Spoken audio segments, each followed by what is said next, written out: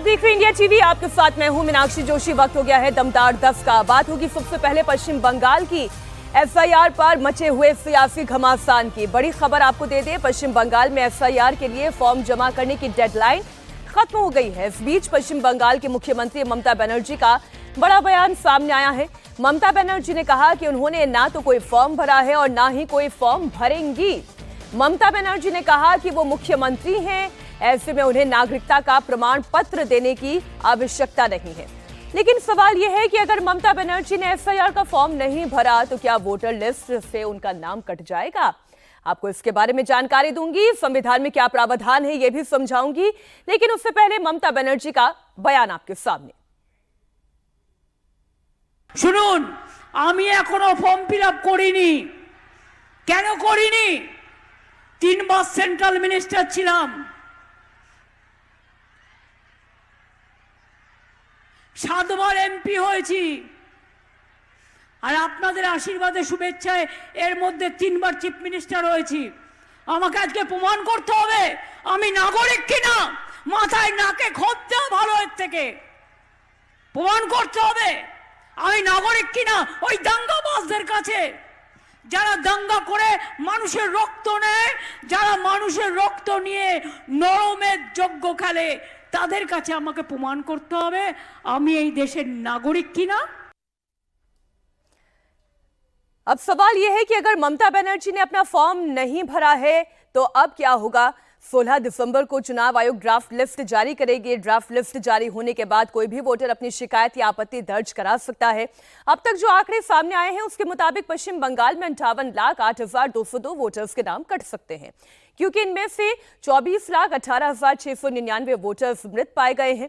1,37,575 voters फर्जी हैं।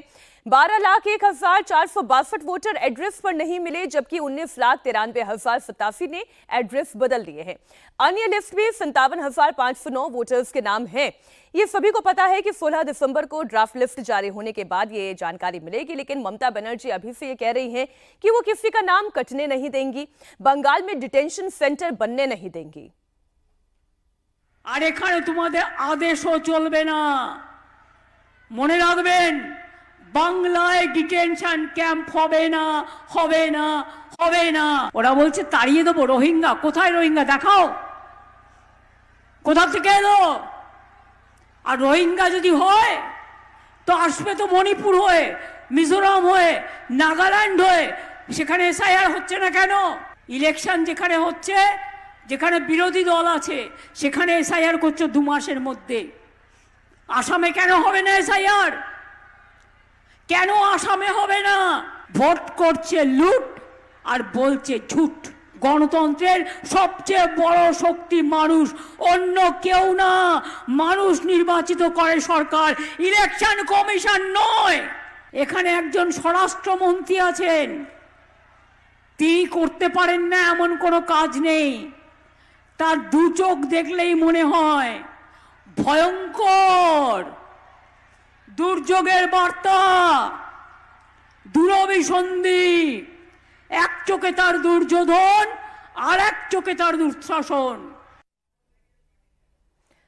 अब सवाल यह है कि पश्चिम बंगाल में जो 58,08,202 वोटर्स के नाम कटने वाले हैं, क्या उनमें से एक नाम ममता बनर्जी का भी हो सकता है? क्योंकि वो तो ये कह रही हैं कि उन्होंने अपना फॉर्म भरा ही नहीं। ऐसे में कानून क्या कहता है वो जानकारी आपको दे दे। अगर उन्होंने फॉर्म जमा नहीं किया तो वोटर लिस्ट में उनका नाम नहीं होगा, क्योंकि कानून सबके लिए एक बराबर है। ऐसे में वो चुनाव भी नहीं लड़ पाएंगी, और जब चुनाव ही नहीं लड़ेंगी तो मुख्यमंत्री कैसे बन पाएंगी? और अगर उन्होंने अपना फॉर्म भर दिया है तो फिर वो लोगों को उकसा क्यों रही है? वो लोगों से ये क्यों कह रही है कि बीएसएफ की चौकियों के पास लोग न जाएं? কেন আসামে হবে না?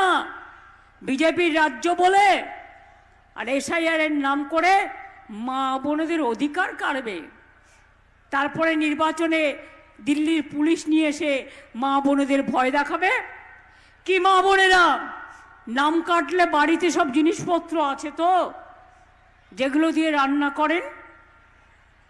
আছে তো? প্রাণে শক্তি আছে? নাম কাটলে ধরবেন তো? ছেড়ে দেবেন না তো? মেয়েরা সামনে লড়াই করবে আর ছেলেরা পেছনে থাকবে। আমি দেখতে চাই মা বোনদের শক্তি বড় না বিজেপির শক্তি বড়। আমরা দেখতে চাই, বাংলা देखते চাই। ममता बनर्जी को आपने सुन लिया, उन्होंने कहा कि जो बिहार में हुआ वो बंगाल में होने नहीं देंगी। दो वरिष्ठ पत्रकार हमारे साथ स्टूडियो में हैं, अवधेश कुमार जी, विनोद अग्निहोत्री जी, बहुत स्वागत आपका। अवधेश जी, ममता बनर्जी तो धमकी दे रही हैं, वो ये कह रही है कि मैं मुख्यमंत्री हूं, मैं कैबिनेट मंत्री रही हूं, क्या मैं अब ये प्रमाण दूंगी कि मैं इस देश की नागरिक हूं या नहीं? वो कानून को मानती हैं या कानून से ऊपर भी अपने आप को जानती हैं? मीनाक्षी, आज दमदार 10 के इस दूसरे संस्करण में मैं आप सबको, दर्शकों को नमस्कार करता हूं। और जो कुछ ममता बनर्जी इस समय कह रही है उसके लिए पहला एक शब्द है कि ईश्वर उनको सद्बुद्धि दें। या तो मानसिक रूप से असंतुलित हो गई हैं, या फिर जो उनके कारनामे सामने आए हैं कि उनके यहां से घुसपैठिए निकलकर सीमा पर जा रहे हैं कि मैं आया हूं, बांग्लादेशी हूं, मैं 20 साल से यहां हूं, मैं वोट डाल रहा हूं, मेरे पास सब कुछ है, लेकिन मैं अब उस पार जाना चाहता हूं कि SIR में मेरा नाम कट जाएगा। अब इसमें उनके पास कोई चारा नहीं होता है। और ये उसी की पुनरावृत्ति है। जब भारत में नागरिकता संशोधन कानून आया था तो बड़ा आंदोलन हुआ कि कागज नहीं दिखाएंगे, तो कागज नहीं दिखाएंगे का एक एक्सटेंशन इसको आप कह सकते हैं। हालांकि मेरे पास जो खबर है कि उनका फॉर्म भर दिया गया है। तो फिर वो उकसा क्यों तो रही है? यही बात है ना कि वो उकसा, उनको मालूम है कि पीपुल्स रिप्रेजेंटेटिव एक्ट के तहत अगर आपको विधानसभा या लोकसभा का चुनाव लड़ना है, जो धारा 5 है, तो उस प्रदेश में आपका मतदाता सूची में नाम होना चाहिए, आपको भारत का नागरिक होना चाहिए। उनको मालूम है अगर BLO रिपोर्ट करता है कि ये सत्यापन से मना कर रही है तो संदेहास्पद सूची में उनका नाम डाला जा सकता है। तो वो उत्साह जरूर नहीं है, वो उत्साह इसलिए रही है कि एक वातावरण बना रहे कि जो इस समय यहाँ के अल्पसंख्यक हैं, मुसलमान हैं, मैं आपके साथ खड़ी हूं। उस तरह से कई प्रकार के वो तर्के देती हैं। लेकिन ये खतरनाक है कि भारत के संविधान के तहत शपथ लेने वाली एक मुख्यमंत्री जो कह रही है कि 3 बार मैं कैबिनेट मिनिस्टर रही हूं, 7 बार मैं सांसद रही हूं, वो एक संवैधानिक प्रक्रिया को की पालन करने के विरुद्ध लोगों को उत्तेजित कर रही है, भड़का रही है। विनोद जी, संवैधानिक प्रक्रिया के खिलाफ लोगों को उकसाकर वो क्या हासिल कर रही है? मैं बड़ी शुद्ध पॉलिटिकल राय आपसे जानना चाहती हूँ, क्या इससे वो वोट अर्जित कर रही हैं? नहीं, वो एक मुद्दा बना रही हैं। वो हमेशा मुद्दे की राजनीति करती हैं और इस देश में वोट हमेशा भावनाओं पे मिलता है। गुजरात में जब नरेंद्र मोदी जी मुख्यमंत्री थे तो वो भी दिल्ली सरकार के खिलाफ 5 करोड़ गुजराती, 6 करोड़ गुजरातियों की बात करते थे, याद करिए उस समय। ममता बनर्जी उसी तरह बंगाल की बात कर रही है। पूरे उसमें देखा आपने, उनके एक तर्क में तो दम है कि आसाम में SIR क्यों नहीं हो रही है। इसका क्या जवाब है? चुनाव तो वहाँ भी है, बिल्कुल। बंगाल में आप कर रहे हैं, आसाम में नहीं कर रहे। फिर चुनाव आयोग ने सब जगह बढ़ा दिया टाइम, तमिलनाडु तक में बढ़ा दिया, वहाँ भी तो चुनाव है, बंगाल में क्यों नहीं बढ़ाया? तो चुनाव आयोग के जो ये फैसले हैं जिनसे लगता है कि आप कहीं ना कहीं ये सवालों को जन्म देते हैं, नंबर 1। दूसरी बात ये, जहाँ तक मेरी जानकारी है, अगर BLO आश्वस्त है कि मीनाक्षी कांडपाल वोटर हैं तो वो भी आपका फॉर्म भर के भेज सकता है। कोई जरूरी नहीं कि आप ये चुनाव आयोग अगर आश्वस्त है कि भाई ममता बनर्जी इस देश की नागरिक है, मुख्यमंत्री नहीं, तो कुछ जरूरी नहीं ममता बनर्जी अपने हाथ से भरे, वो भी भर के भेज सकते हैं। तो इसलिए मुझे लगता है, जैसा अवधेश जी कह रहे हैं कि उनका फॉर्म भरा जा चुका है, तो हो सकता है BLO ने भर दिया हो उनका फॉर्म। भाई कौन BLO सत्यापित नहीं करेगा? बंगाल में बंगाल के मुख्यमंत्री का नाम उन्होंने अपने हाथ से नहीं भरा। तो ये दीदी का जो आप कह रहे हैं कि ये ऐलाने जंग है केंद्र सरकार के खिलाफ, अब वोट बचेगा या कटेगा? ऐसा है, नरेंद्र मोदी जब बोलते थे तो गुजरात को भारत का भाग बना के बोलते थे, ठीक, कि 5 करोड़ गुजरातियों, 6 करोड़ गुजरातियों का स्वाभिमान है और भारत के योगदान में, विकास में योगदान है। ये जो है ये खुलेआम एक कम्युनिटी को भड़काना है ये। और जो कम्युनिटी वहां बाबरी मस्जिद का जो है नींव डाल रही हो इस समय, जो कि हिंदुओं का घर जला करके और जिले से बाहर होने को मजबूर कर रहा है, किया है जिसके नेता लोग, अब वो भड़क रहे हैं या नहीं भड़क रहे हैं? जब ड्राफ्ट लिस्ट आएगी, सर मुझे अगली खबर की तरफ आगे बढ़ना है। ममता बनर्जी कौन सा भारत विरोधी बात कर रही है? वो गुजरात की बात करते तो बंगाल की बात कर रही है, भारत के अंदर ही बंगाल की बात कर रही है। सर पहली ड्राफ्ट लिस्ट 16 तारीख को आ जाएगी और वो ड्राफ्ट लिस्ट ये बता देगी सर कि कितने लोगों के नाम हैं और कितने लोगों के नाम कट जाएंगे, और उसके बाद फिर से उसे भी रिफ्रेश करने का प्रोसेस जो है वो हमारा लोकतंत्र में देता है। बात उत्तर प्रदेश की भी होगी। यहां पर मुख्यमंत्री योगी आदित्यनाथ ने लापता वोटर्स को लेकर सख्त निर्देश दिए हैं। आजमगढ़ में सीएम योगी आदित्यनाथ ने हर विधानसभा क्षेत्र का डेटा बहुत ही बारीकी से देखा। इसके बाद योगी ने पार्टी कार्यकर्ताओं को निर्देश दिए कि वो ग्राउंड पर उतरे और उन लोगों के फॉर्म भरना सुनिश्चित करें जिनके नाम वोटर लिस्ट से गायब हैं। सीएम योगी ने निर्देश दिए हैं कि योग्य वोटर का नाम लिस्ट से ना छूटे। लापता वोटर्स को खोजकर उनका नाम वोटर लिस्ट में शामिल किया जाए। साथ ही एफआईआर को लेकर मुख्यमंत्री ने यह कहा कि अधिकारियों की लापरवाही बर्दाश्त नहीं की जाएगी। चुनाव आयोग ने यूपी के लिए एफआईआर की समय सीमा बढ़ा दी है। अब 26 दिसंबर तक फॉर्म जमा किए जा सकेंगे। यूपी में एफआईआर को लेकर मुख्यमंत्री लगातार जिलों के दौरे पर हैं। आजमगढ़, वाराणसी, बरेली में एफआईआर प्रोसेस को लेकर सीधा संवाद भी हुआ। गायब वोटर्स की कितनी बड़ी संख्या है, इसे लेकर अधिकारियों से सवाल पूछे गए। अधिकारियों को जल्द से जल्द काम पूरा करने की नसीहत और सलाह आप जैसा समझे वो दी गई है। यूपी में एफआईआर को लेकर चुनाव आयोग ने समय सीमा बढ़ा दी है। यूपी में एफआईआर की डेडलाइन बढ़ाई गई है। अब 26 दिसंबर तक एन्यूमरेशन फॉर्म जमा किए जा सकेंगे। 31 दिसंबर ड्राफ्ट रोल पब्लिश करने की तारीख तय की गई है। 28 फरवरी को फाइनल वोटर लिस्ट पब्लिश होगी। चुनाव आयोग ने यूपी फॉर्म जमा करने की मियाद 15 दिन के लिए बढ़ा दी है। एफआईआर पूरा करने के लिए सबसे ज्यादा वक्त उत्तर प्रदेश को दिया गया, क्योंकि उत्तर प्रदेश सरकार ने चुनाव आयोग को बताया कि एफआईआर के दौरान वोटर्स की मैपिंग में दिक्कत आ रही है। 2,91,00,000 वोटर्स के फॉर्म जमा नहीं हुए हैं। लापता वोटर्स को लेकर सीएम योगी ने सख्त आदेश भी जारी किए हैं। यूपी में 2,91,00,000 वोटर्स के दस्तावेज नहीं मिले हैं। ज्यादातर लोग अपने पते पर नहीं मिले हैं।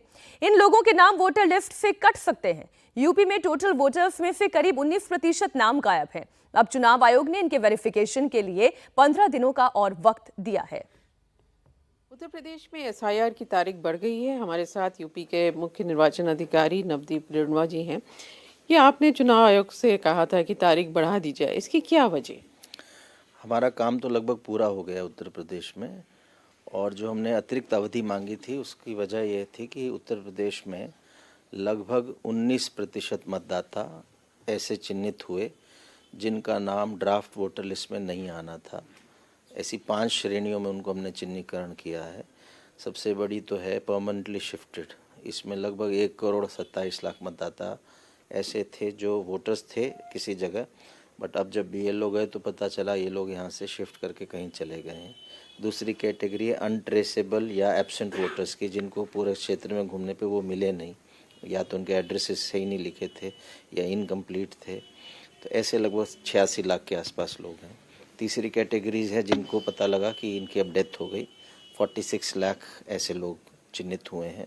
चौथी कैटेगरी है जिनके बारे में पता चला कि इनका वोट तो कहीं बना हुआ है गांव में या कहीं और, लगभग 24 लाख ऐसे चिन्हित हुए हैं। 9,86,000 ऐसे चिन्हित हुए हैं जिन्होंने एन्यूमरेशन फॉर्म लिया है, लेकिन बहुत प्रयास करने पे, बार बार जाने पर भी उनका फॉर्म वापस नहीं आया। तो एक ही तरीके की अवधेशी प्रक्रिया है जो बंगाल में भी है, तमिलनाडु में भी है, वही उत्तर प्रदेश में भी है, लेकिन वहां पर समय सीमा नहीं बढ़ाई गई, यहां पर समय सीमा बढ़ा दी गई। क्या कारण है? नहीं, समय सीमा अपने आप नहीं बढ़ी है।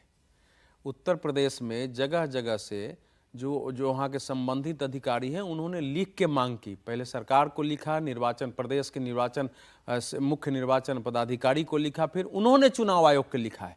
कोई भी राज्य के लोग अगर ऐसा लिख के देते हैं तो चुनाव आयोग बढ़ाना ही बढ़ाना है।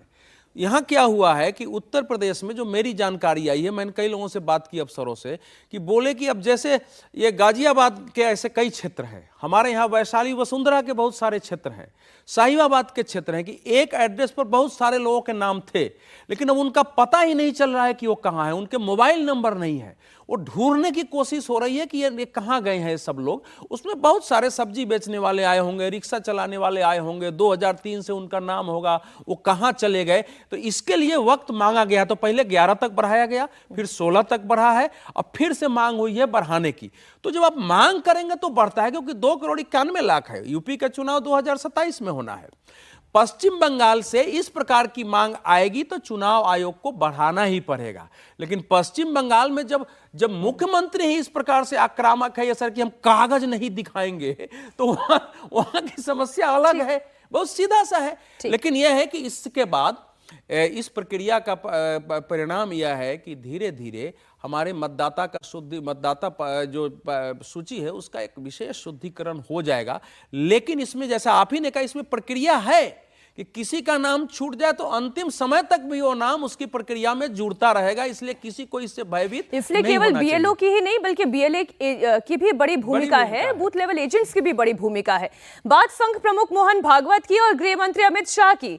अंडमान दौरे पर जाने वाले केंद्रीय गृह मंत्री अमित शाह और संघ प्रमुख मोहन भागवत आज अंडमान निकोबार के दौरे पर हैं। अंडमान के विजयपुरम में अमित शाह और मोहन भागवत स्वतंत्रता सेनानी वीर सावरकर की प्रतिमा का अनावरण करेंगे, साथ ही उनके गीत का विमोचन करेंगे।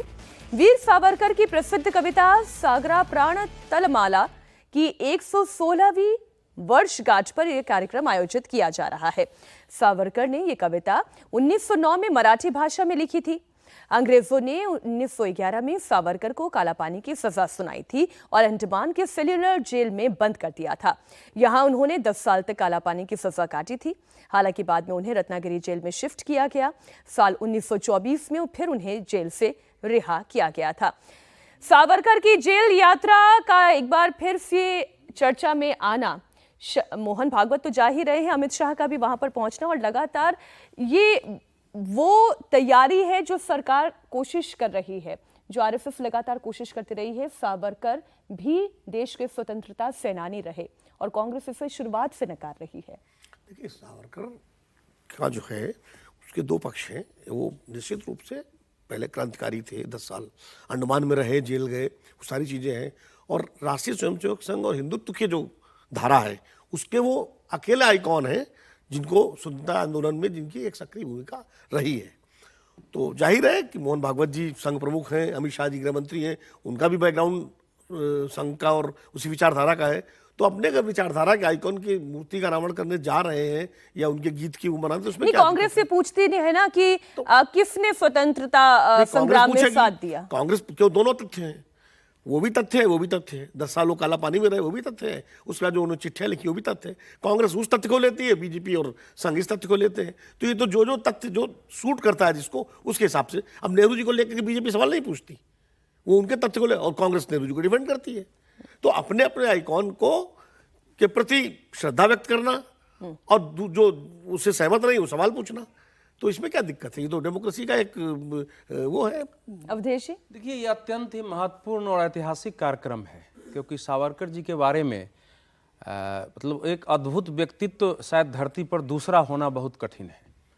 कि ये जो कविता है, आप उनके मतलब 40 पुस्तकें तो उनकी मार्केट में उपलब्ध है कि उस काली कोठरी में रखते हुए नाखून बढ़ा के दीवार पर जो है लिखना और उन कविताओं को याद करना और कैदियों को रटा देना कि कविता मरे नहीं। वही जो अभी तो मोहन भागवत जी शायद सरसंघ चालक बनने के बाद पहली बार अंडमान जा रहे हैं और अमित शाह जी दूसरी बार जा रहे हैं। वहाँ की एक संस्था है जिसने इस गीत का विमोचन कराने की बात इन लोगों से की थी। अब गीत की केवल कुछ पंक्ति सुनाता हूँ ये। और उन्होंने अंग्रेजी में 40 बताया था कि 40,000 पन्ने से ज़्यादा मराठी में लिखा है, 15,000 पन्ने से ज़्यादा अंग्रेजी में लिखा है और लगभग 5,000 के आसपास पन्ने हिंदी में लिखा है। और हिंदी को राष्ट्रभाषा बनाने के का संघर्ष उन्होंने लंदन से ही शुरू किया था। और उनके आज़ादी के जो संकल्प होते थे उसमें चौथा संकल्प ये होता था सभी से कि भारत की हिंदी राष्ट्रभाषा बने और देवनागरी लिपि राष्ट्रलिपि हो। तो ये जो है कुछ पंक्ति मैं सुना देता हूँ, इस खबर को थोड़ा समय देना चाहिए। मुझे हिंदी में, मुझे ले चलो हे सागर, मुझे मेरी मातृभूमि ले चलो, मेरी आत्मा उससे दूर पीरा में है। हे सागर, क्या मैंने तुम्हें हमेशा मेरी माता के चरणों में श्रद्धा पूर्वक प्रणाम करते नहीं देखा? क्या तुमने मुझे अन्य देशों में जाने के लिए नहीं बुलाया था, प्रकृति की प्रचुरता देखने के लिए? मेरी माता का हृदय पीड़ा और अनिश्चितता से भर गया था हमारे बिछुड़ने की खबर सुनकर। फिर तुमने उससे एक पवित्र शपथ ली थी, मुझे मेरे अपनी पीठ पर उठाकर मेरी शीघ्र मेरा तो पक्ष ये है सर, जिस नाम से कांग्रेस को एलर्जी है उस नाम को सरकार कैसे अपना आइकॉन बना रही है, उस पर कांग्रेस की क्या प्रतिक्रिया आएगी? कांग्रेस में भी सर मैं अगली खबर की तरफ बढ़ूंगी क्योंकि जब रिएक्शन वहां से आएंगे तब इस खबर को और ज्यादा भूमिका पहले से ही है इस विचारधारा की। बिल्कुल है, कांग्रेस की आपत्ति भी पहले से ही है और विचारधारा के नहीं है भाई, हिंदुत्व की विचारधारा के आइकॉन सावरकर पहले नहीं, सुभाष बाबू उनसे मिलने गए, कौन क्रांतिकारी नेता उनसे नहीं मिला है? गांधी जी ने उनके रिहाई के लिए पत्र लिखे, सर खबर गोवा की, सुभाष बाबू ने माना, कहाँ माना? नहीं, सुभाष बाबू ने माना, कहाँ माना? अवधेश वो जी, तो आईने के खिलाफ विनोद थे। जी, सर, अगली खबर वो तो गोवा आईने के की खिलाफ है। थे। दमदार 10 में खबरों का सिलसिला रुकना नहीं चाहिए। खबर गोवा से 6 और 7 दिसंबर की दरमियानी रात गोवा के नाइट क्लब में जिंदा जले 25 लोगों की मौत का जिम्मेदार कौन है? अग्निकांड के फौरन बाद क्लब के मालिक लूथरा ब्रदर्स थाईलैंड फरार हो गए थे। सौरभ लूथरा और गौरव लूथरा को थाईलैंड में पकड़ लिया गया है। उन्हें भारत लाने की तैयारी की जा रही है। इस बीच लूथरा ब्रदर्स से जुड़ा हुआ बड़ा खुलासा हुआ है। जांच में सामने आया है कि दोनों भाई मिलकर बड़ा कॉर्पोरेट फ्रॉड कर रहे थे। लूथरा ब्रदर्स की दिल्ली की एक ही पते पर 42 कंपनीज रजिस्टर्ड है, मात्र एक पते पर। इन कंपनियों से सौरभ और गौरव लूथरा डायरेक्टर हैं। वहीं कुछ कंपनियों में बिजनेस पार्टनर हैं। इनमें से कई कंपनियां सिर्फ कागजों पर ही मौजूद है, ना कोई ऑपरेशनल ट्रैक है, ना कोई वेबसाइट है और ना ही कोई एक्टिविटी है, ना ही लीगल बिजनेस पता है। सूत्रों की माने तो रोमियो लेन नाइट क्लब से लूथरा ब्रदर्स को करोड़ों रुपए की कमाई हो रही थी। इसमें बड़ी संख्या में ब्लैक मनी भी आ रही थी। इसी काले धन को सफेद करने के लिए लूथरा ब्रदर्स ने 2590 ग्राउंड फ्लोर हडसन लाइन उत्तर पश्चिम दिल्ली के पते में ये 42 शेल कंपनीज खोल रखी थी। अग्निकांड के बाद फरार हुए लूथरा ब्रदर्स अब शिकंजे में हैं। ब्लू कॉर्नर नोटिस जारी होने के बाद दोनों भाइयों को थाईलैंड पुलिस ने हिरासत में ले लिया है। बड़ी खबर आपको और दे दे, गौरव और सौरभ लूथरा की भारत वापसी में अभी थोड़ा समय लग सकता है। लूथरा ब्रदर्स को थाईलैंड के फुकेट में पकड़ा गया, लेकिन भारत लाने की प्रक्रिया फौरन संभव नहीं हो पाई। सूत्रों की माने तो देरी की सबसे बड़ी वजह उनका पासपोर्ट रद्द होना है। लूथरा ब्रदर्स का पासपोर्ट रद्द किए जाने के बाद उनके नाम पर इमरजेंसी ट्रैवल सर्टिफिकेट जारी किया जाएगा। यह सर्टिफिकेट केवल भारतीय एम्बेसी ही जारी कर सकती है। पासपोर्ट रद्द होने के चलते दोनों को बैंकॉक ले जाया जाएगा, जहां से इस प्रक्रिया को पूरा किया जाएगा। इसके बाद ही उनकी भारत वापसी संभव होगी। अगर आज इमरजेंसी ट्रैवल सर्टिफिकेट की प्रक्रिया पूरी हो जाती है तो देर रात तक दोनों को भारत लाया जा सकता है, नहीं तो थाईलैंड में वीकेंड की वजह से दोनों को भारत लाने में कुछ समय और चला जाएगा। बड़ी खबर तो मुझे ये समझ में आती है विनोद जी इसमें कि कैसे एक ही पते पर इतनी सारी शेल कंपनीज चल रही थी। क्या कर रही थी अथॉरिटीज? ये अगर अग्निकांड नहीं होता तो ये कभी नजर में ही नहीं आता। बिल्कुल वही मैं कहने वाला था कि हमारे देश की विडंबना ये है कि हमारी जो एजेंसीज हैं जिनकी जिम्मेदारी है इन सब चीज़ों की जांच करने की, सिविक एजेंसीज हैं और एजेंसीज हैं, पुलिस है कि या जो कंपनी लॉ वगैरह की जो जिनकी आर्थिक गतिविधियों पर जो नज़र रखती है, कि जब घटना हो गई दर्जनों लोग जो है जल के मर गए और उसके बाद लोग चेतते हैं। अगर पहले से ही इन सब चीज़ों पर नज़र हो तो नौबत ही ना आए। और इस तरह के जो तमाम ये है, लेकिन सर इसका एक पॉजिटिव पहलू मैं इस तरह से देखती हूँ कि फौरन वहां थाईलैंड में इन्हें हिरासत में लिया गया, प्रत्यर्पण भी फौरन कराया जाएगा। अब आसान नहीं है जो आसानी से ये तो ठीक है, ये तो देखिए ये तो फॉलोअप है, अच्छा है, फॉलोअप होना जरूरी है। अब निर्भया कांड के बाद 24 घंटे के अंदर पकड़ लिए गए थे वो, लेकिन निर्भया कांड को जस्टिफाई थोड़ी कर सकते हैं। बिल्कुल नहीं। तो इसी तरह पकड़ तो लिए गए, प्रत्यर्पण भी हो जाएगा, लेकिन जिनकी जाने गई हैं वो कहाँ वापस आएंगे जिस तरह से हुआ है। और ऐसे कितने नाइट क्लब चल रहे होंगे। कायदे से इस घटना के बाद तो सबकी जांच की जानी चाहिए ताकि दोबारा कोई ऐसी घटना ना हो। क्या वो प्रक्रिया शुरू हो गई है? और केवल एक नाइट क्लब की नहीं, ऐसे बहुत सारे और नाइट क्लब की एक ही कहानी हो सकती है। सवाल प्रशासन से और पुलिस से भी पूछा जाना चाहिए कि गोवा प्रशासन और सरकार और वहां की पुलिस क्या कर रही थी।